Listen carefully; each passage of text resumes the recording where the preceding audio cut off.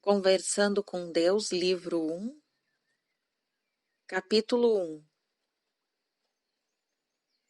Na primavera de 1992, lembro-me de que foi perto da Páscoa, um extraordinário fenômeno ocorreu em minha vida.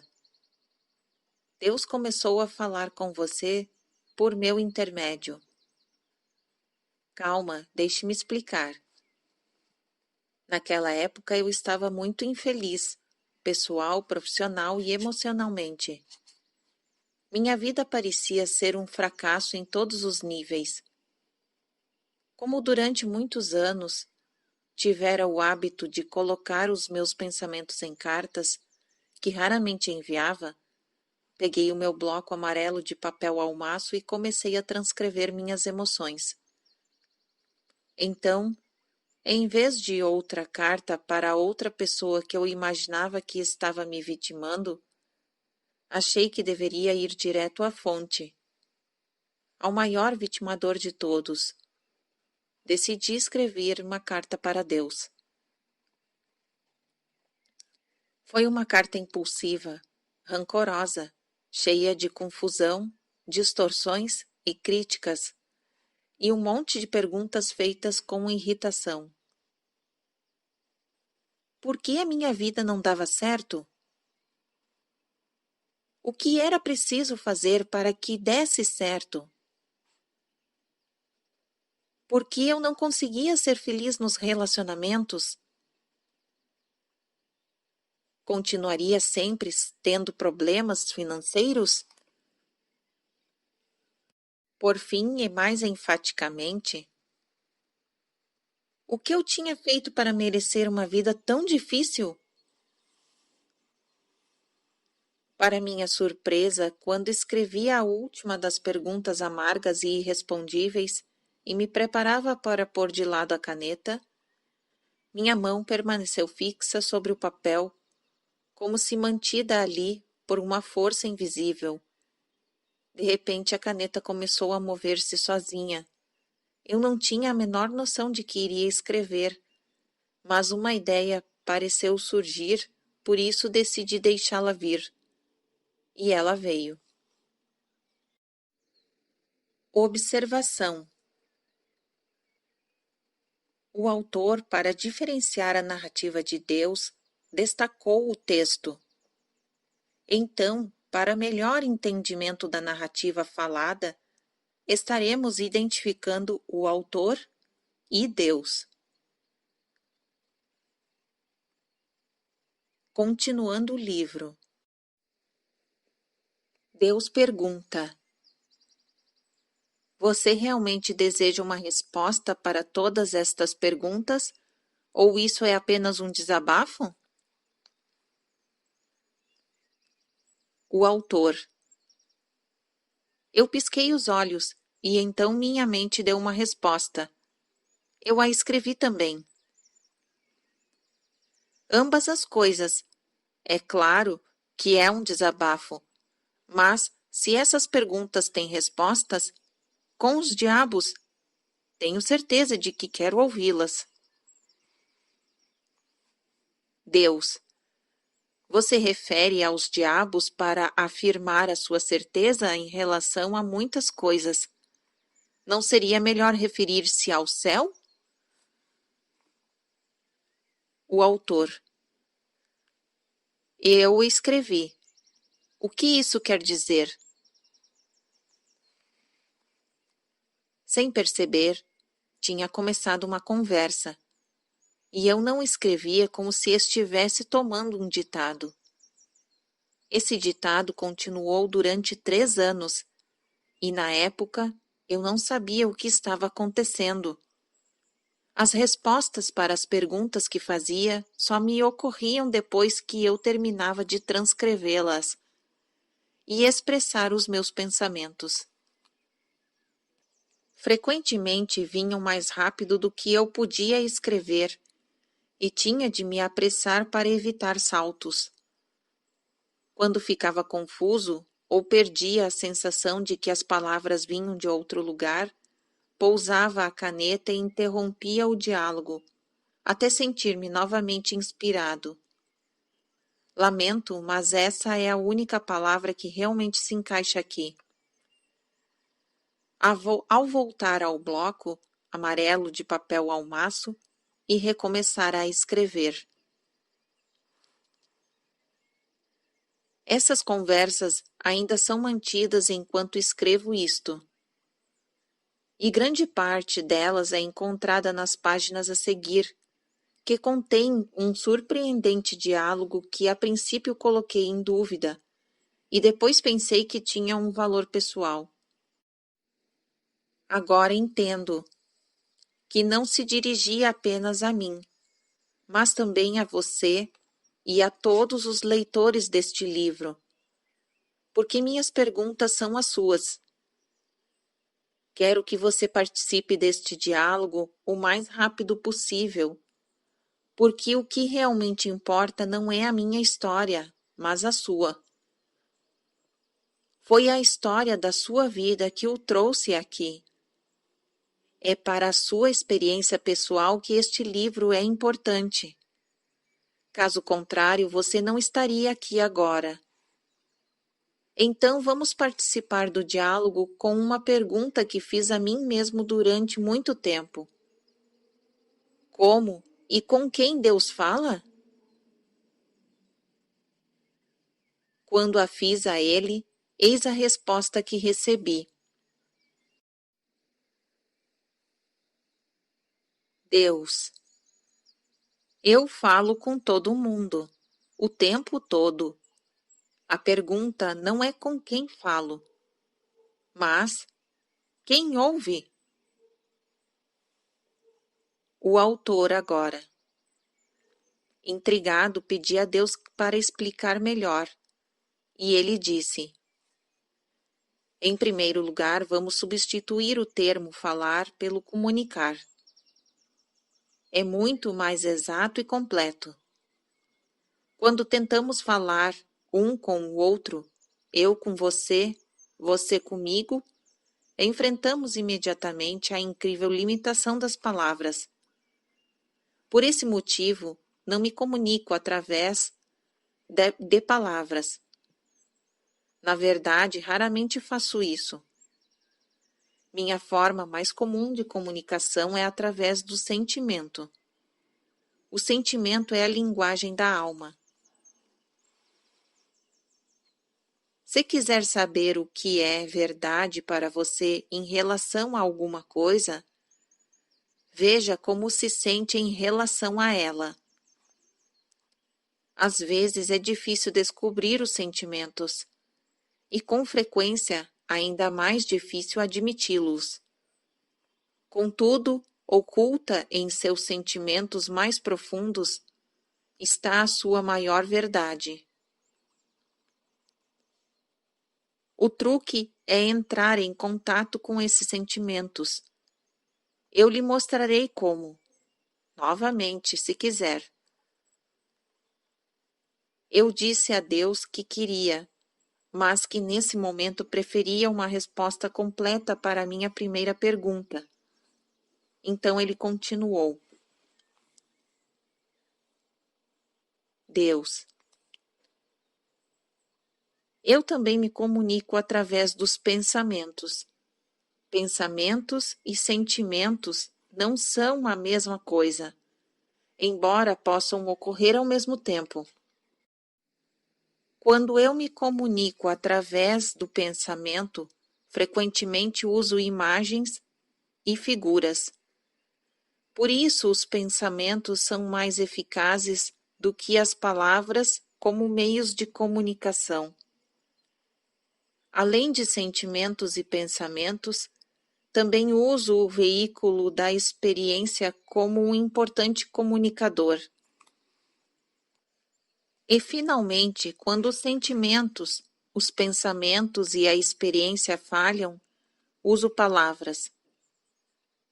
As palavras são de fato o comunicador menos eficaz. São mais sujeitas a erros de interpretação e compreensão. E por que isso ocorre?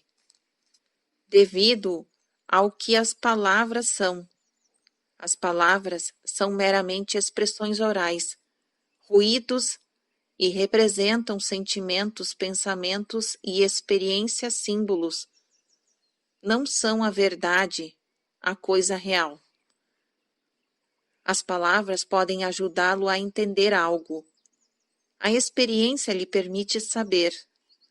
No entanto, há algumas coisas que você não pode experimentar. Por isso, eu lhe permiti outros meios de saber. E estes se chamam sentimentos. E também pensamentos. O mais irônico aqui é que todos vocês têm dado muita importância à palavra de Deus e pouca à experiência. De fato, vocês valorizam tão pouco a experiência que quando a sua experiência de Deus difere do que ouviram sobre ele, automaticamente a rejeitam e se fixam nas palavras, quando deveriam fazer o contrário. Sua experiência e seus sentimentos em relação a alguma verdade representam o que efetiva e intuitivamente sabem sobre ela. As palavras só podem tentar simbolizar esse conhecimento e frequentemente o confundem. Então, esses são os meios pelos quais eu me comunico, mas não são métodos porque nem todos os sentimentos e pensamentos, nem todas as experiências e palavras vêm de mim. Muitas palavras foram proferidas por outros, em meu nome. Muitos pensamentos e sentimentos foram provocados por causas que não foram minhas criações diretas. Minhas experiências resultam delas. O desafio é o discernimento. A dificuldade é saber a diferença entre a mensagem de Deus e os dados de outras fontes. Isso é uma simples questão de aplicar uma regra básica. O que vem de mim é sempre seu pensamento mais elevado, sua palavra mais clara, seu sentimento mais nobre. Todo o restante vem de outra fonte. Agora, a diferenciação se torna fácil porque não deveria ser difícil nem mesmo para um aprendiz identificar o mais elevado, o mais claro e o mais nobre. Ainda assim, vou dar-lhe outras orientações. O pensamento mais elevado é sempre aquele que é alegre. A palavra mais clara é sempre aquela que é verdadeira. O sentimento mais nobre é sempre aquele a quem chamam de amor. Alegria, verdade, amor. Os três são intercambiáveis e um sempre leva ao outro, não importa em que ordem isso ocorra. Com estas orientações é possível determinar quais mensagens são minhas e quais vêm de outras fontes. A única dúvida que permanece é se as minhas mensagens são ouvidas. Poucas são, algumas porque parecem boas demais para serem verdade, outras porque parecem difíceis demais de seguir, muitas simplesmente porque são mal interpretadas. A maioria porque não é captada. Meu mensageiro mais poderoso é a experiência, e até mesmo isso vocês ignoram, especialmente isso. Seu mundo não estaria nas condições atuais se vocês apenas estivessem prestando atenção às suas experiências. O resultado de não prestarem atenção a elas é que continuam a repeti-las. Porque o meu objetivo não deixará de ser atingido e minha vontade não será ignorada. Vocês entenderão a mensagem, mais cedo ou mais tarde. Porém, eu não os forçarei a isso. Nunca. Porque eu lhes dei o livre-arbítrio, o poder de decidir livremente, e nunca o tirarei de vocês. Então, eu continuarei a enviar-lhes as mesmas mensagens através dos milênios e a qualquer parte do universo em que estejam. Eu as enviarei continuamente até que as recebam. Prestem atenção a elas e as considerem suas. Eu as enviarei em uma centena de formas, em milhares de momentos, durante bilhões de anos. Não poderão deixar de ouvi-las, se realmente prestarem atenção. Não poderão ignorá-las, quando realmente as ouvirem. Dessa forma, nossa comunicação de fato começará. Porque no passado vocês apenas falaram comigo rezando, pedindo a minha intervenção, fazendo súplicas. Agora posso responder-lhes, até mesmo da forma como faço aqui.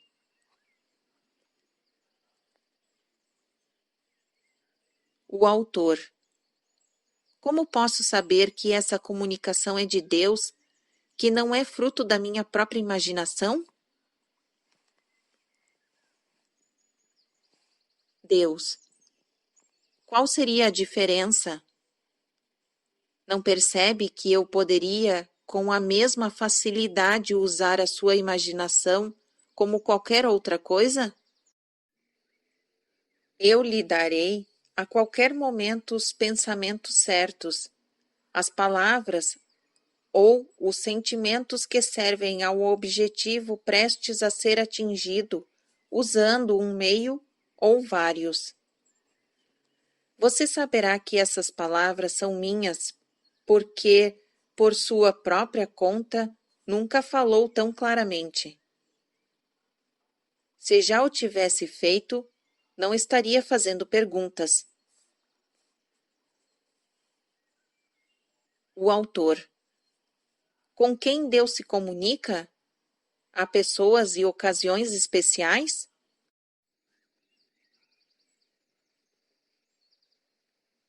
Deus.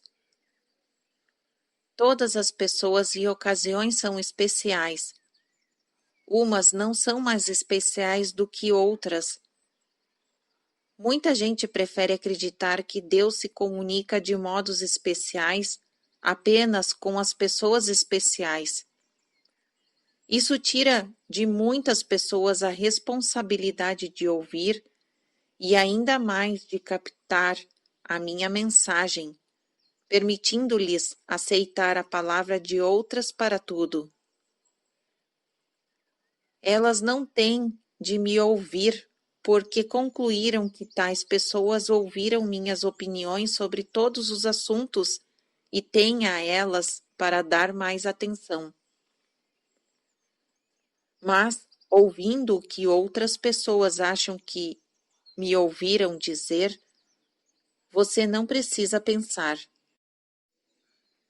Esse é o principal motivo pelo qual poucos consideram as minhas mensagens em um nível pessoal. Se você reconhecer que as está recebendo diretamente, será responsável por interpretá-las. É muito mais fácil e seguro aceitar a interpretação de outras pessoas, até mesmo das que vieram há 2000 anos atrás, do que tentar interpretar as mensagens que você pode receber neste exato momento. Ainda assim, eu o convido a participar de uma nova forma de comunicação com Deus, uma comunicação bidirecional. Na verdade, foi você quem me convidou, porque fui a você agora desta forma, atendendo a um pedido seu.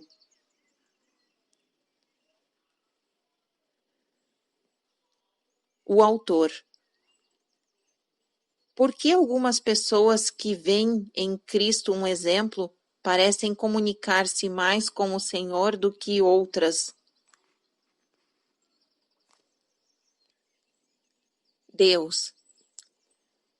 Porque desejam de fato ouvir, manter os canais de comunicação abertos, mesmo quando isto parece assustador, loucura ou totalmente errado. Autor. Deveríamos ouvir Deus mesmo quando o que está sendo dito parece errado?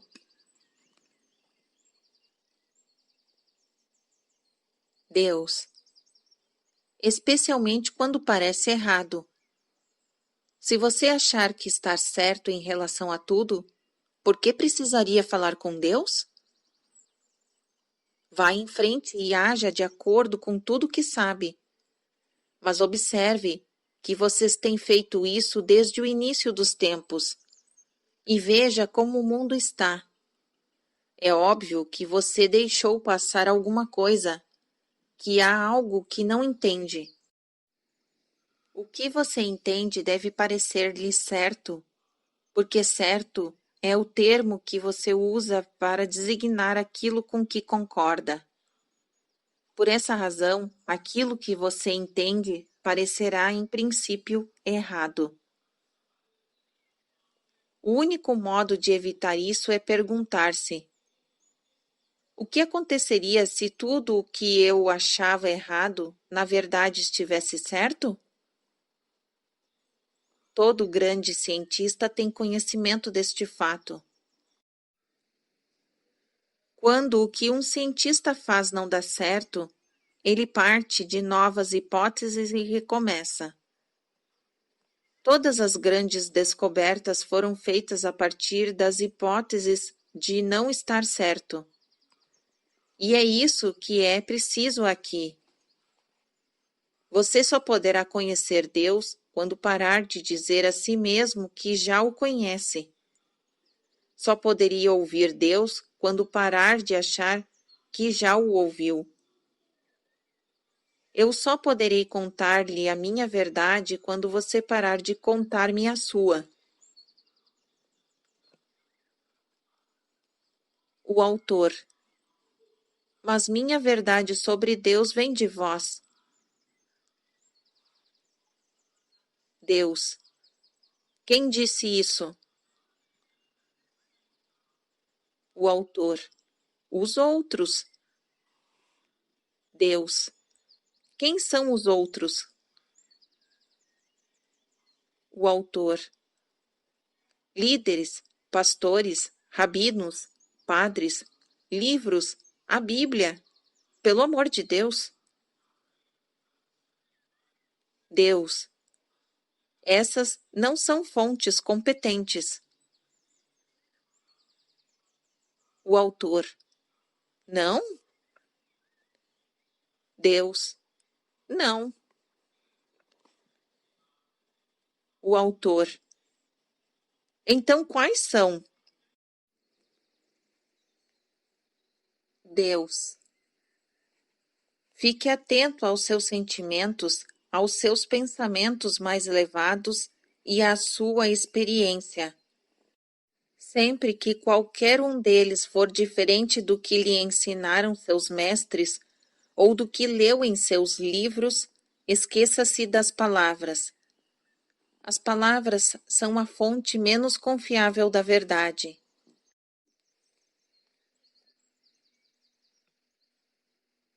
O autor. Há tantas coisas que eu quero dizer e perguntar. Não sei por onde começar. Por exemplo, por que o Senhor não se revela? Se realmente existe um Deus e o Senhor é Ele, por que não se revela de um modo que todos nós possamos compreender? Deus. Eu tenho feito isto repetidamente e estou fazendo de novo agora. O autor.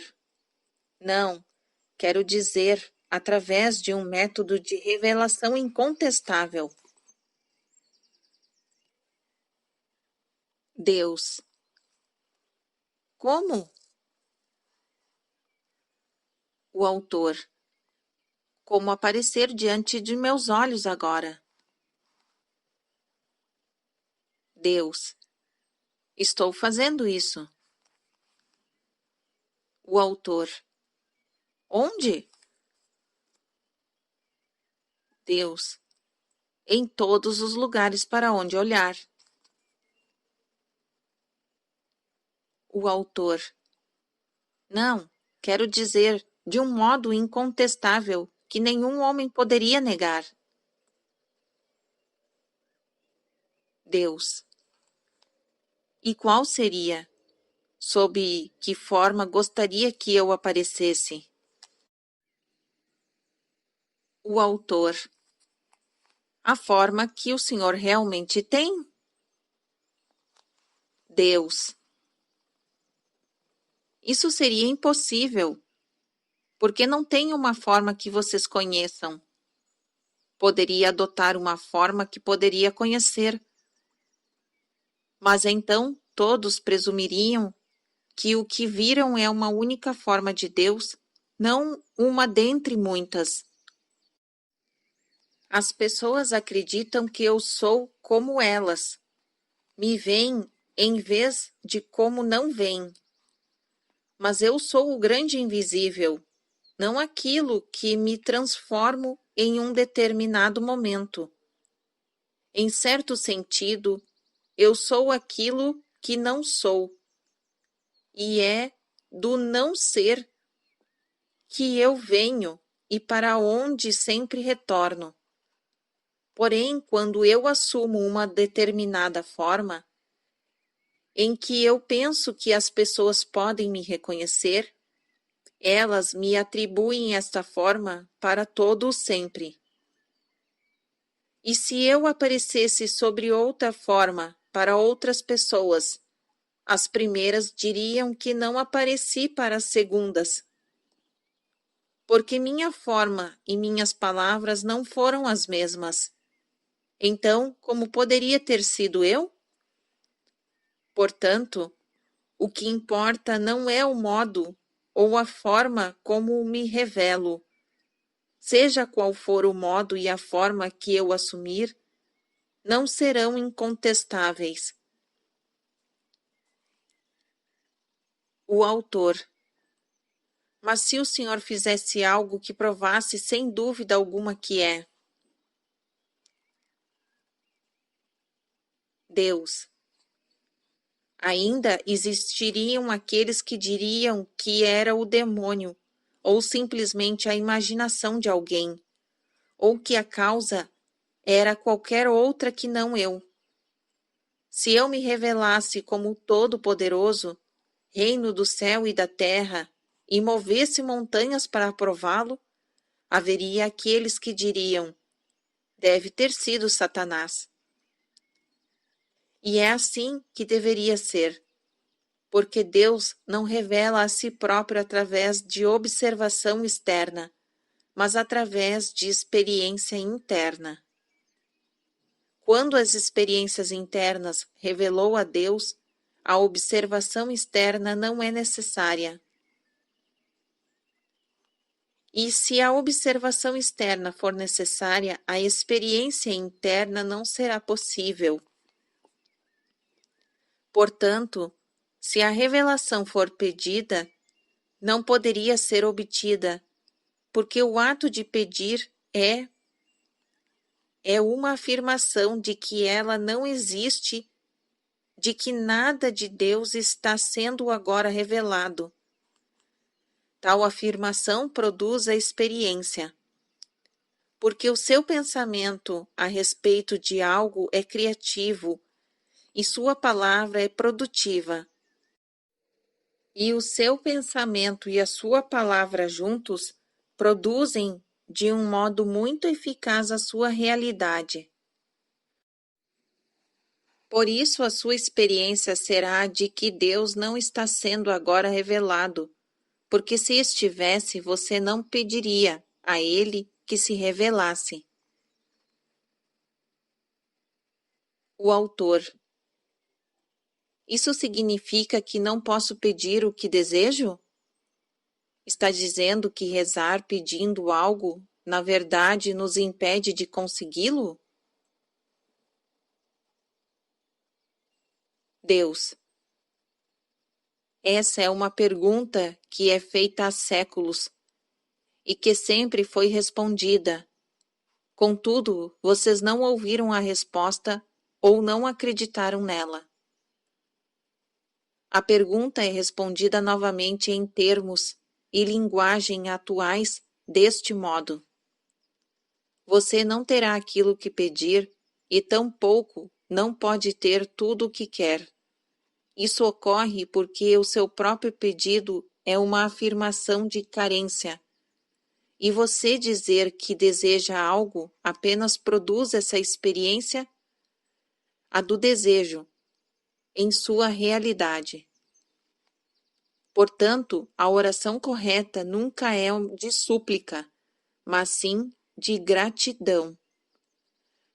Quando você agradece a Deus antecipadamente pelo que escolheu experimentar em sua realidade, de fato reconhece que isso está lá realmente. Logo, a gratidão é a afirmação mais conveniente para Deus. Ou seja, uma afirmação de que mesmo antes de você pedir, eu atendi o seu pedido. Então, nunca suplique, apenas agradeça. O autor. Mas se eu agradecer antecipadamente a Deus por alguma coisa e ela nunca acontecer, isso poderia levar à desilusão e amargura. Deus. A gratidão não pode ser usada como um meio de manipular Deus, de enganar o universo. Você não pode mentir para si mesmo. Sua mente conhece a sinceridade de seus pensamentos. Se você disser obrigado, Senhor, por tais e tais dádivas, e o tempo todo estiver muito claro em sua mente que estas dádivas não existem em sua realidade atual, não poderá esperar que Deus veja isso menos claro do que você e o produza para você. Deus sabe o que você sabe, e o que você sabe é o que aparece como a sua realidade. O autor. Mas então, como posso ser sinceramente grato por algo que sei que não tenho? Deus. É a fé. Se tiver apenas a fé de uma semente de mostarda, moverá montanhas. Você passa a saber que tem. Por que eu disse isso? Porque eu disse que antes mesmo de você pedir, eu lhe darei. Porque eu disse de todos os modos possíveis através de todos os mestres que conhece, que tudo que escolher, escolhendo em meu nome terá. O autor. Muitas outras pessoas dizem que suas preces não foram atendidas. Deus. Nenhuma prece. E uma prece não é nada mais do que uma afirmação fervorosa do que é a realidade. Deixa de ser atendida. Todas as preces e afirmações e todos os pensamentos e sentimentos são criativos. Até o ponto em que forem tidos fervorosamente como verdadeiros, se manifestarão em sua experiência. Quando é dito que uma prece não foi atendida, o que de fato aconteceu foi que o pensamento, a palavra ou o sentimento mais fervoroso tornou-se mecânico.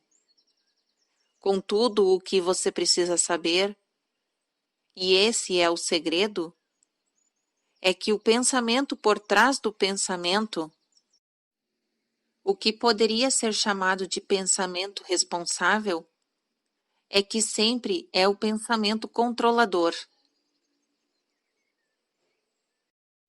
Portanto, se você suplicar, terá muito menos chances de experimentar o que acha que está escolhendo, porque o pensamento responsável por trás de todas as súplicas é o de que você não tem agora o que deseja. Esse pensamento responsável se torna a sua realidade. O único pensamento responsável que poderia repelir esse pensamento é o baseado na fé, em que Deus sempre atenderá a todos os seus pedidos.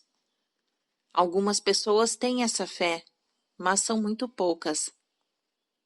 O processo da prece se torna muito mais fácil quando, em vez de ter de acreditar que Deus sempre atenderá a todos os seus pedidos, a pessoa entende intuitivamente que o pedido em si não é necessário.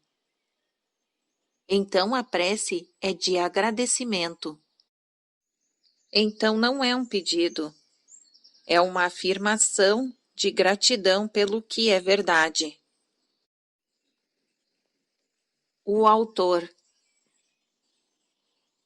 Quando o Senhor diz que uma prece é uma afirmação do que é verdade, está dizendo que Deus não faz coisa alguma? Que tudo que acontece depois de uma prece é um resultado da ação da prece? Deus.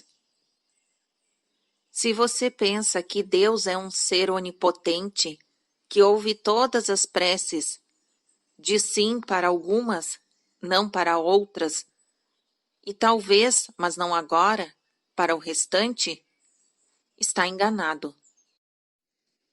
Que seguindo as regras ele decidiria? Se você pensa que Deus é o Criador e direcionador de todas as coisas em sua vida, está enganado. Deus é o observador, não o Criador.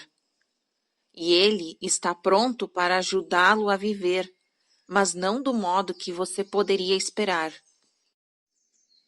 Não é função de Deus criar ou não criar as situações ou funções de sua vida. Deus criou você à sua imagem e semelhança. Você criou o resto através do poder que Ele lhe deu. Deus criou o processo da vida e a própria vida como vocês os conhecem. Contudo, deu-lhe o livre-arbítrio para fazer dela o que quiser. Nesse sentido, seu desejo para si mesmo e o desejo de Deus para você. Você vive de um determinado modo, e eu não tenho preferências no que diz respeito a isso. Essa é a grande ilusão de vocês, que Deus se importa com o que vocês fazem. Eu não me importo com o que vocês fazem, e é duro ouvir isso. Mas vocês se importam com o que os seus filhos fazem quando eles saem para brincar? Importam-se de brincar de pique-cola? Esconde-esconde? Ou faz de conta? Não, porque sabem que estão totalmente seguros. Vocês os colocaram em um ambiente que consideram bom o bastante e adequado. É claro que sempre esperarão que eles não se machuquem. Mas se isso acontecer, estarão lá para ajudá-las, curá-los e fazer com que voltem a se sentir felizes e seguros para brincar em outro dia. Mas também não se importarão com o que eles decidirem brincar no dia seguinte. É claro que dirão aos seus filhos quais brincadeiras são perigosas, mas não podem impedir que eles façam coisas perigosas. Não para sempre, nem em todos os momentos até a morte. Os pais sensatos sabem disso. Contudo, os pais nunca pararam de importar-se com o resultado. É essa a dicotomia. Não se importar com o processo, mas se importar muito com o resultado, que chega perto à definição da dicotomia de Deus. Contudo, em certo sentido, Deus não se importa nem mesmo com o resultado, nem o resultado final, porque este é certo. Eis aí a segunda grande ilusão do homem, que o resultado da vida é incerto. É essa dúvida a respeito do resultado final que criou o seu maior inimigo, o medo.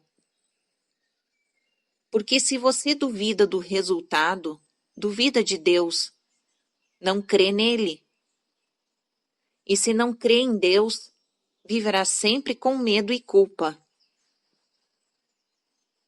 Se duvida das intenções de Deus, da capacidade dele de produzir esse resultado final, então como poderá relaxar? Como poderá algum dia finalmente encontrar a paz? No entanto, Deus tem o pleno poder de combinar as intenções com os resultados. Vocês não conseguem e nem conseguirão acreditar nisso, embora afirmem que Deus é todo-poderoso.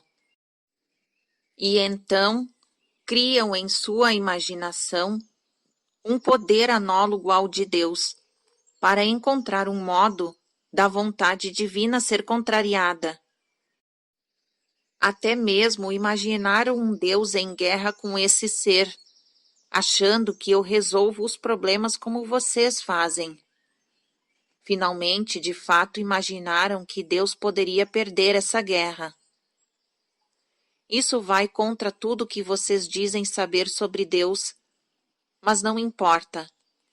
Vocês vivem com as suas ilusões e por isso sentem medo, porque decidiram duvidar de Deus.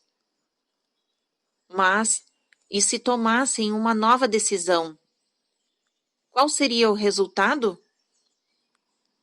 Eu lhes digo, viveriam como Buda, como Jesus, como todos os santos que já veneraram. Entretanto, como já ocorreu com a maioria desses santos, as pessoas não os compreenderiam. E quando vocês tentassem explicar a sua sensação de paz, a sua alegria de viver, o êxtase interior, elas os escutariam falar, mas não ouviriam as suas palavras. Tentariam repeti-las, mas as distorceriam. As pessoas se perguntariam como vocês podiam ter o que elas não tinham? E então sentiriam inveja. Logo, a inveja se transformaria em raiva, e em sua raiva elas tentariam convencê-los de que eram vocês que não compreendiam Deus. E se não conseguissem estragar a sua alegria, tentariam prejudicá-los, tamanha a raiva que sentiam. E quando vocês lhe dissessem que isso não importava, que nem mesmo a morte poderia tirar a sua alegria ou mudar a sua verdade, certamente os matariam. Então, quando vissem a paz com que aceitam a morte, seriam considerados santos e amados de novo.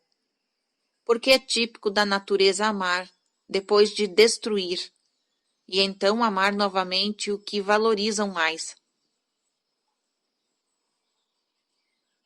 O autor. Mas por quê? Por que nós fazemos isso? Deus.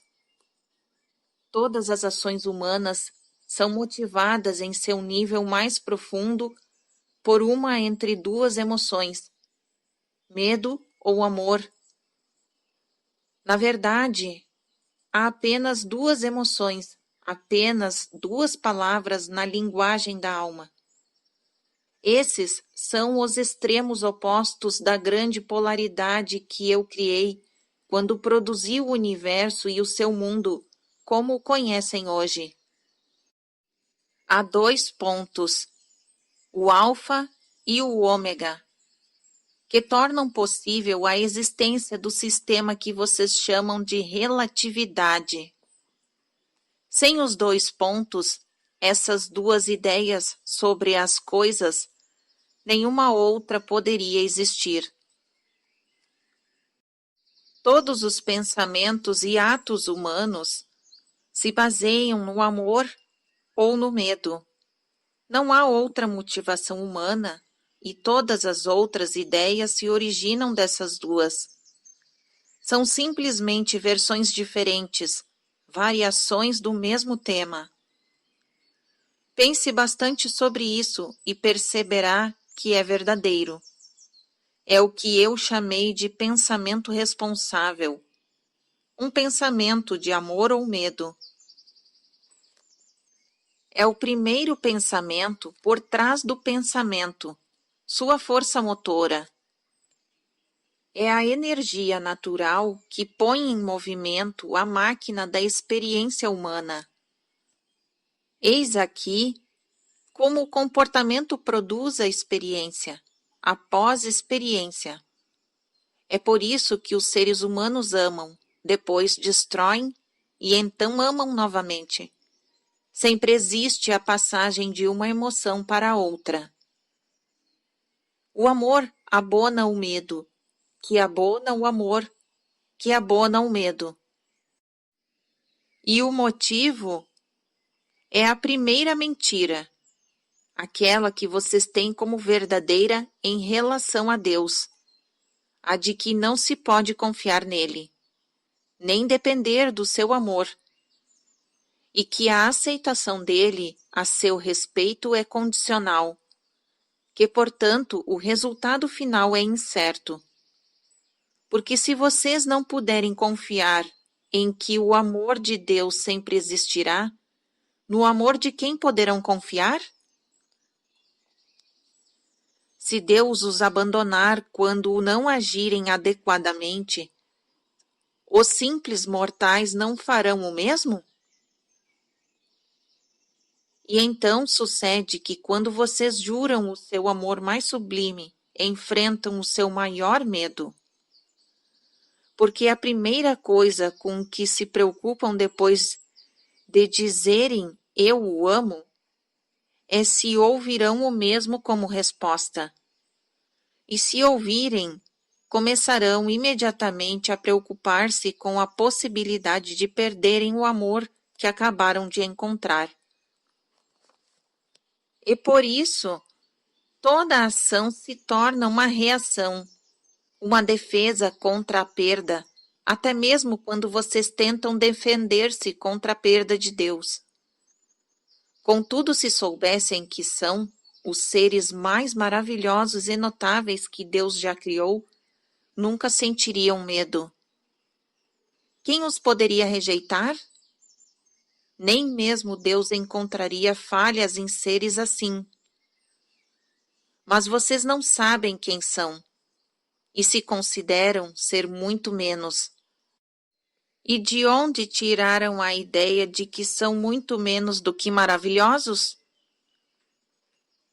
Das únicas pessoas cujas palavras aceitaram para tudo, sua mãe e seu pai. Essas são as pessoas que vocês amam mais. Por que mentiriam? Porém, elas não lhes disseram que são demais isso, e não o suficiente aquilo? Não lhes lembraram que devem ser vistos e não ouvidos?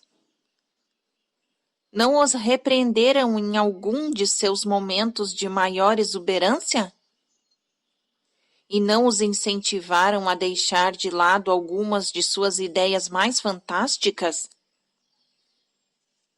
Essas são as mensagens que vocês receberam, e embora elas não estejam de acordo com as normas, e portanto não sejam de Deus, poderiam ter sido, porque certamente vieram dos deuses do seu universo. Foram os seus pais que lhes ensinaram que o amor é condicional. Vocês tiveram consciência de suas condições muitas vezes, e essa a experiência que levam para os seus próprios relacionamentos amorosos. Também é a experiência que levam para mim. A partir desta experiência, tiram suas próprias conclusões sobre mim. Dentro dessa estrutura, contam a sua verdade. Dizem: Deus é amoroso, mas se vocês não cumprem os seus mandamentos, ele os punirá com o desterro e a condenação eterna. Vocês já não experimentaram o desterro que lhes foi imposto por seus próprios pais? Não conhecem a dor da sua condenação? Como então poderiam imaginar que fosse diferente comigo? Vocês se esqueceram de como é ser amado incondicionalmente. Não se lembram da experiência do amor divino. E por isso tentam imaginar como deve ser o amor de Deus, baseado no que sabem sobre o amor no mundo. Vocês projetaram o papel de pai em Deus, e por esse motivo imaginaram um Deus que julga, recompensa ou pune, baseado em como ele se sente em relação ao que fizeram. Mas essa é uma visão simplista de Deus, baseada em sua mitologia. Não tem nada a ver com o que eu sou, ou quem sou. Tendo assim criado todo um sistema de pensamento sobre Deus, baseado na experiência humana, em vez de nas verdades espirituais, vocês imaginaram toda uma realidade a respeito de amor. É uma realidade baseada no medo, na ideia de um Deus terrível e vingativo. Seu pensamento responsável está errado, mas negá-lo seria rejeitar toda a sua teologia. E apesar do fato de que a nova teologia que iria substituí-la seria realmente a sua salvação, vocês não podem aceitá-la, porque a ideia de um Deus que não deve ser temido, não julga e não tem motivos para punir, é maravilhosa demais para ser aceita dentro de sua crença maior em quem e o que é Deus, ou o que Deus é. Essa realidade do amor que evidencia o medo domina a sua experiência do amor. De fato, permite criá-la. Porque vocês não só se veem recebendo um amor que é condicional, como também dando-o do mesmo modo. E mesmo quando recuam e impõem as suas condições, uma parte de você sabe que não é isso que o amor realmente é. Ainda assim, parecem incapazes de mudar o modo como o dispensam. Vocês aprenderam do modo mais difícil e dizem a si mesmos que serão condenados ao sofrimento se forem vulneráveis de novo. Mas a verdade é que o serão se não forem vulneráveis. Devido aos seus próprios pensamentos errôneos a respeito do amor, vocês se condenam a nunca experimentá-lo puramente. Por isso também se condenam a não me conhecer como realmente sou, enquanto não amarem puramente. Porque vocês não conseguirão negar-me para sempre, e chegará o momento da nossa reconciliação. Todos os atos realizados pelos seres humanos se baseiam no amor ou no medo, não simplesmente os que dizem respeito aos relacionamentos. As decisões que afetam os negócios, a indústria, a política, a religião, a educação dos jovens, os compromissos sociais de suas nações, os objetivos econômicos de sua sociedade, as escolhas que envolvem guerra, paz, ataque, defesa, agressão, submissão, as determinações de cobiçar algo ou de dar aos outros, guardar ou partilhar, unir ou dividir, todas as escolhas feitas por livre vontade que já fizeram surgem de um dos dois únicos pensamentos possíveis que existem, de amor ou medo.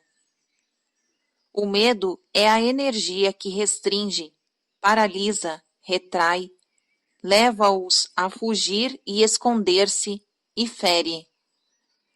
O amor é a energia que expande, move, revela, leva-os a ficar e partilhar, e cura.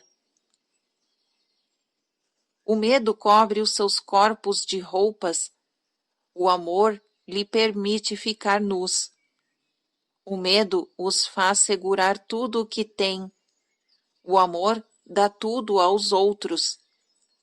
O medo sufoca, o amor mostra afeição.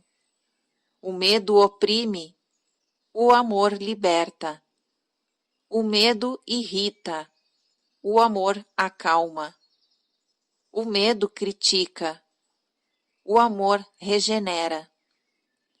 Todos os pensamentos e atos e todas as palavras humanas se baseiam em uma destas emoções.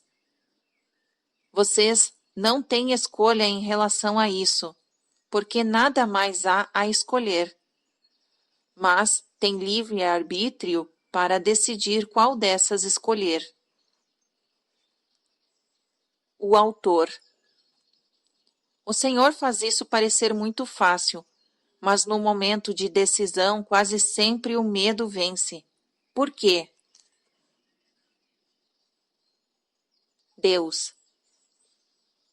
Vocês aprenderam a viver com medo, ouviram falar sobre a sobrevivência dos mais hábeis, a vitória dos mais fortes e o sucesso dos mais espertos.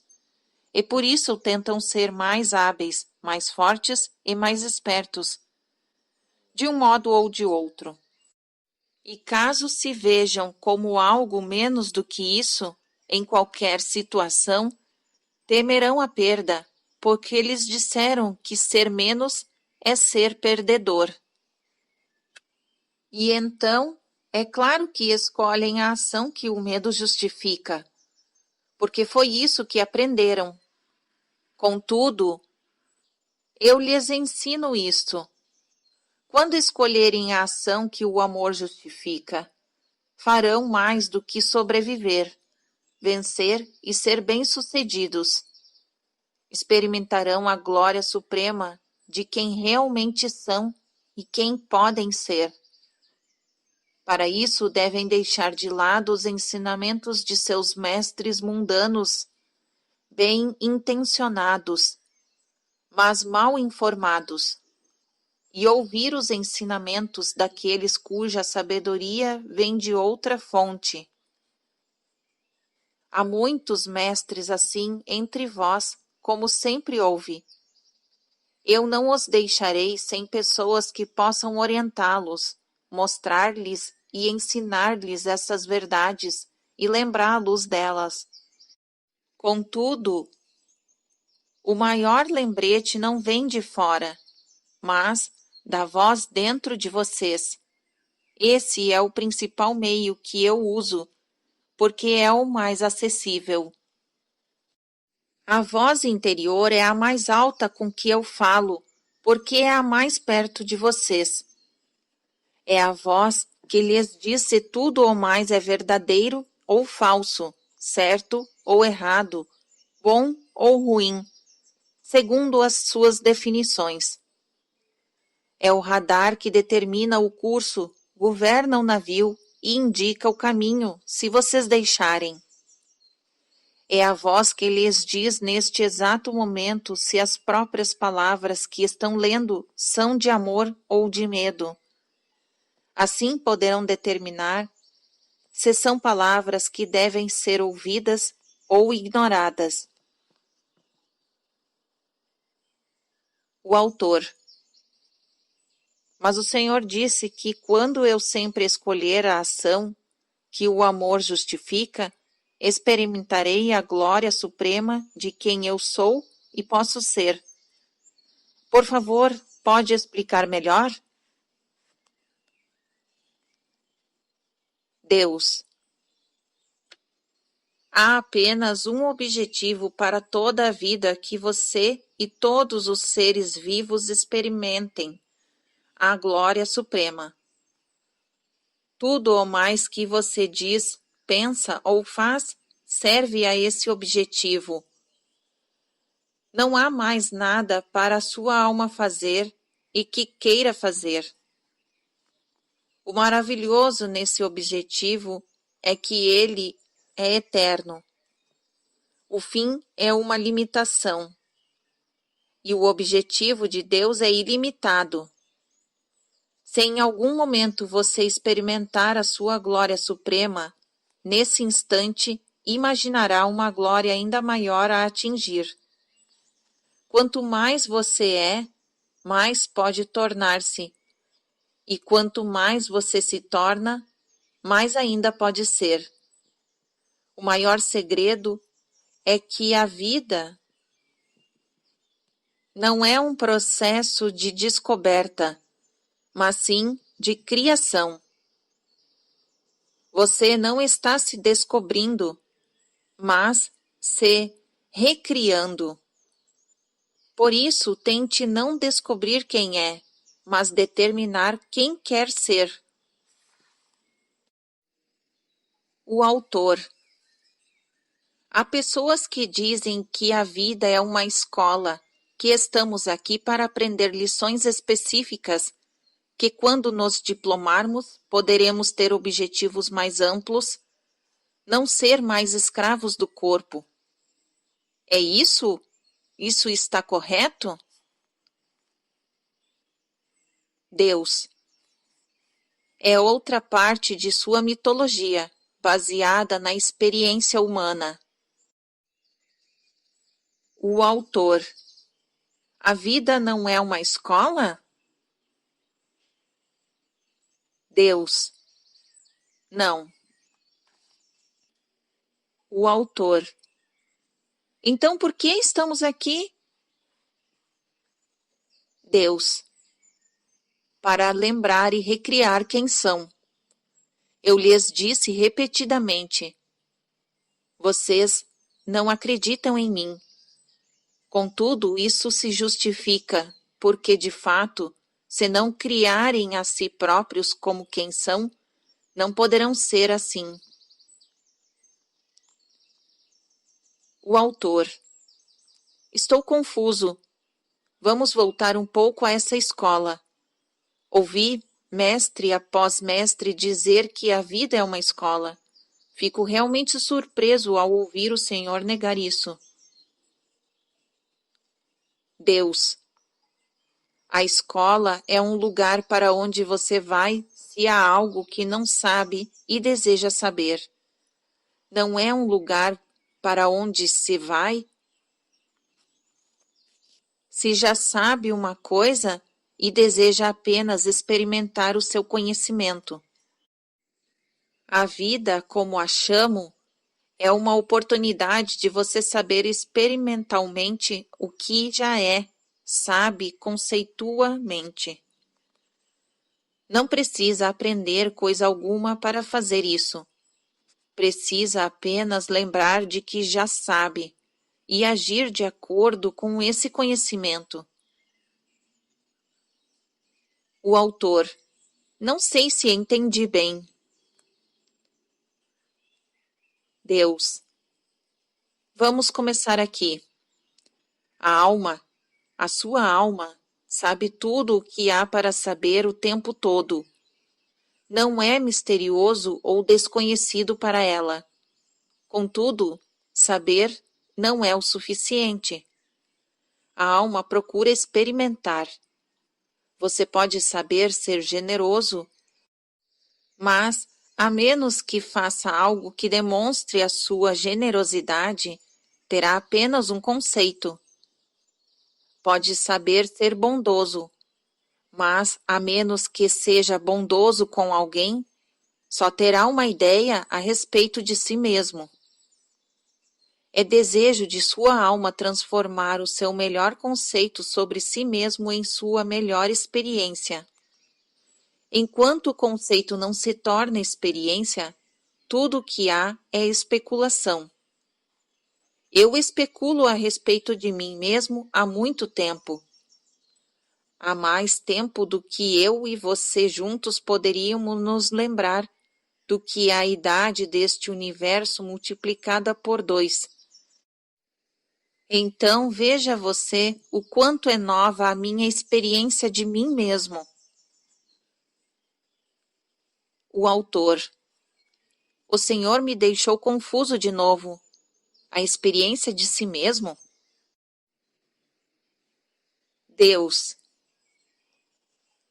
Sim, deixe-me explicar. No início, o que é era tudo o que havia. Porém, tudo o que é não podia conhecer-se, porque não havia mais coisa alguma. E então, tudo o que é não era. Porque na ausência de outra coisa, tudo o que é não é. Esse é o grande ser ou não ser, a quem os místicos se referem desde o início dos tempos. Tudo o que é, sabia que era tudo o que existia.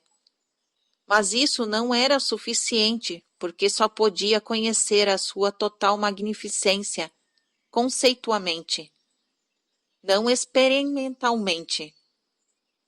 Contudo, a experiência de si mesmo era aquilo pelo que ansiava, porque desejava saber como era ser tão magnificente.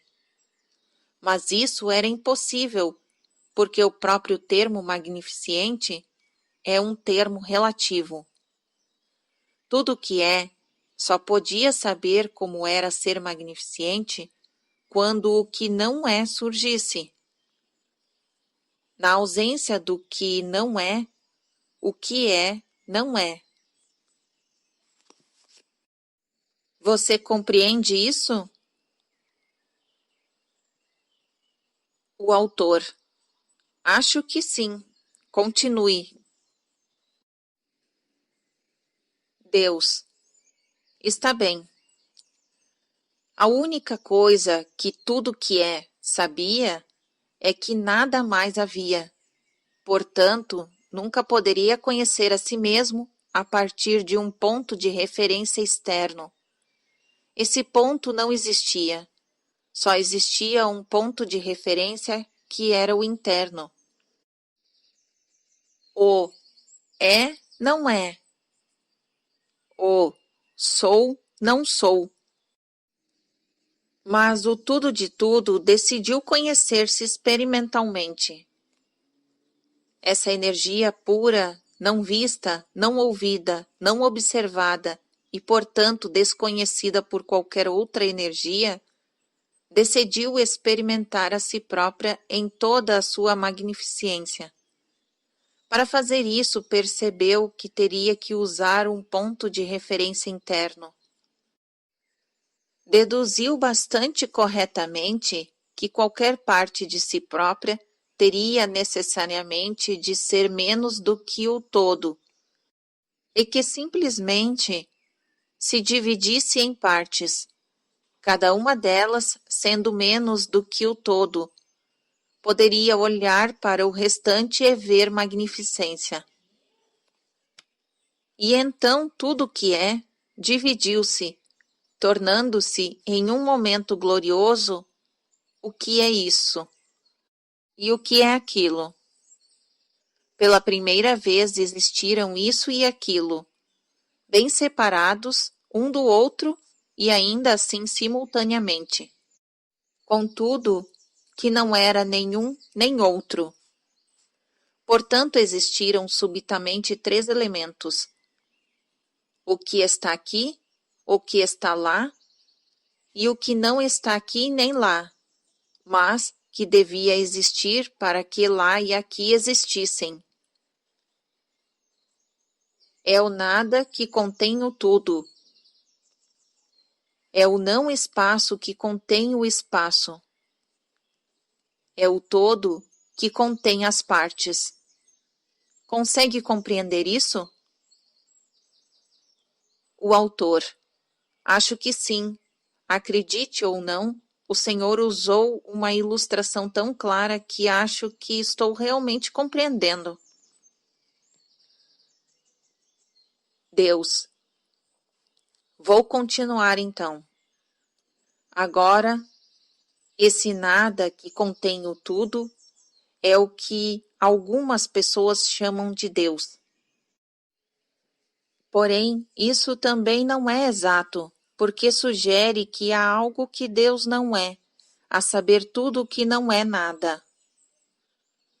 Mas eu sou todas as coisas, visíveis e invisíveis, por isso essa descrição de mim como o grande invisível, o nada, ou o espaço no meio, uma definição mística de Deus, essencialmente oriental, não é mais exata do que a descrição prática de Deus, essencialmente ocidental, como tudo que é visível. As pessoas que acreditam que Deus é tudo o que é e tudo o que não é, são aquelas cujas compreensão é correta. Criando o que é aqui e o que é lá, Deus tornou possível conhecer a si mesmo. No momento desta grande explosão interior, criou a relatividade, a maior dádiva que ele já deu a si mesmo.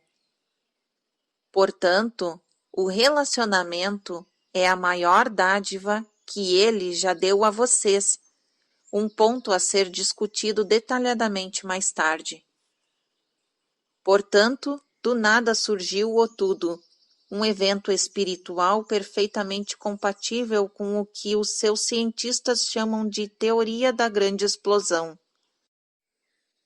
Quando todos os elementos se precipitaram para a frente, o tempo foi criado porque primeiro uma coisa estava aqui e depois lá, e o período que havia demorado para ir daqui para lá era mensurável. Assim como as partes visíveis do tudo que é, começaram a se definir relativamente umas às outras, as invisíveis também se definiram.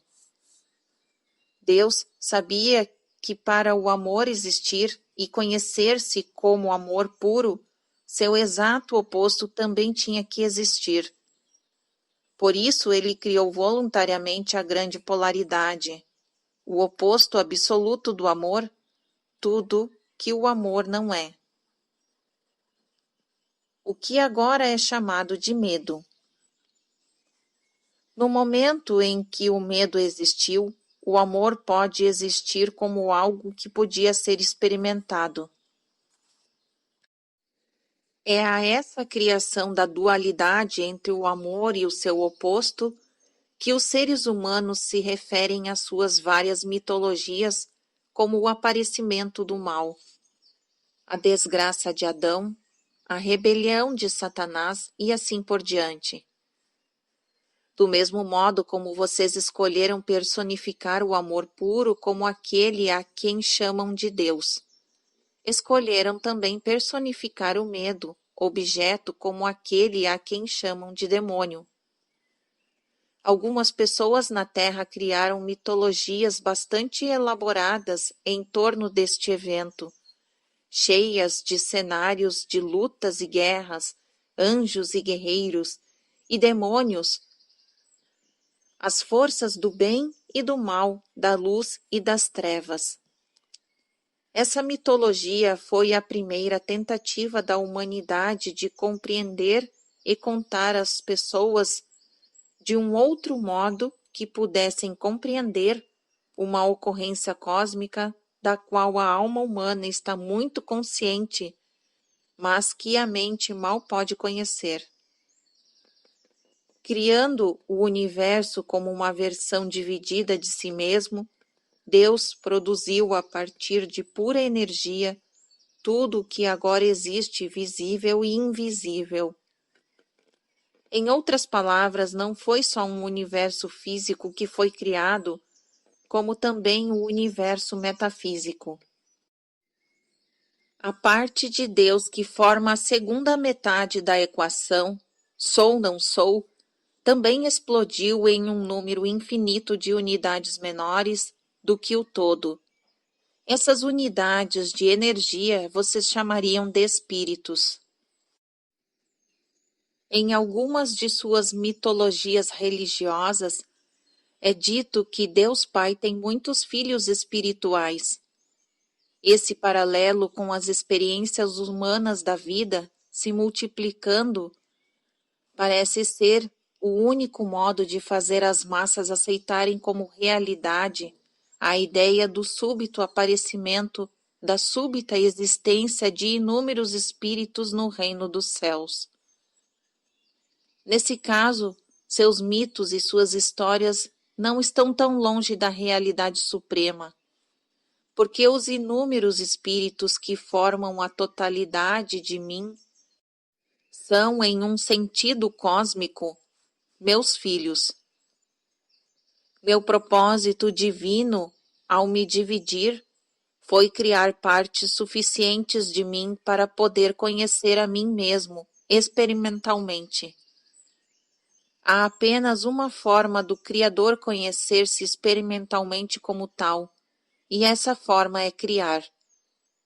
E então eu dei às inúmeras partes de mim, a todos os meus filhos espirituais, o mesmo poder de criar que eu tenho, como o todo. Isso é o que as suas religiões querem dizer quando afirmam que vocês foram criados à imagem e semelhança de Deus. Isso não significa, como alguns sugeriram, que nossos corpos físicos se assemelham, embora eu possa adotar qualquer forma física que escolher para um objetivo particular. Significa que nossa essência é a mesma. Somos feitos da mesma essência. Somos a mesma essência. Com as mesmas propriedades e habilidades, inclusive a habilidade de criar a realidade física a partir do nada. Meu objetivo, ao criá-los, meus filhos espirituais, foi conhecer a mim mesmo como Deus. Só posso fazer isso através de vocês. Portanto, pode-se dizer, como foi dito há muitas vezes, que o meu objetivo é que vocês se conheçam como eu.